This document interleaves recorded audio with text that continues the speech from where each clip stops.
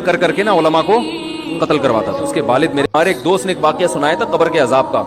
مجھے یقین نہیں تھا, میں نے کہا ایسا نہ ہو ان کے دماغ میں تخیل ہو. تو میں نے اس کی تصدیق کروائی اس علاقے میں, اس گاؤں میں, اور لوگوں کو کال کر کے پوچھی ایسا ہوا. انہوں نے کہا ایسا ہوا ہے. تو پھر مجھے یقین آیا. وہ قبر بار بار نا اس کو نکال کے باہر پھینک دیتی تھی, بندے کو ڈالتے تھے قبر میں. اس نے بہت سے علماء شہید کروائے تھے نالائق نے. اس کا جرم یہ تھا کہ وہ مخبریاں کر کر کے نا علماء کو قتل کرواتا تھا. اس کے والد میرے پاس آئے, ہم لوگ کے پاس آئے. انہوں نے کہا کہ بھائی میں جب صبح جاتا ہوں تو میرے بچے کی جو لاش ہے نا وہ قبر سے باہر پڑی ہوئی ہوتی ہے, تو میں بڑا پریشان ہوں, کیا کروں.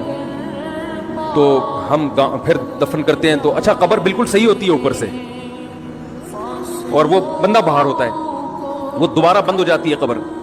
تو ہم بڑے پریشان ہیں, کیا کریں. یہ کوئی شخص شرارت کر رہا ہے. تو کہہ رہے ہیں, ہم نے کہا بھائی ہم تو نہیں کر رہے شرارت.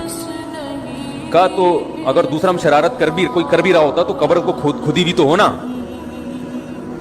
تو انہوں نے کہا, پھر یہ مشورہ انہوں نے ان کو دیا کہ تم ایسا کرو, لڑکا جو قتل ہوا, جو مرا تھا نا, جو قبر میں تھا, جس کی لاش باہر, نوجوان تھا, وہ بڑا مخبر آدمی تھا, وہاں کے گاؤں کے لوگوں نے بتایا. تو اس کی لاش جب باہر پڑی ہوتی تو باپ اور بھائی کو لوگوں نے مشورہ دیا اس لڑکے کے کہ تم لوگ رات کو قبرستان میں جا کے بیٹھ جاؤ,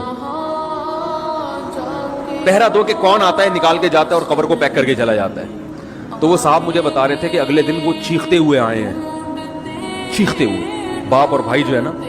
کہہ رہے ہم نے رات کو منظر دیکھا کہ پہلے ہمیں رات جب اندھیرا ہوا ہے نا تو قبر کے اندر سے چیخنے کی آواز آئی, اور ہمارے سامنے قبر کھلی ہے تو ہم نے اس لڑکے کو دیکھا کہ آگ جل رہی ہے اس کی لاش پہ, اور وہ ایسے ایسے اپنے سر کو پیٹ رہا ہے.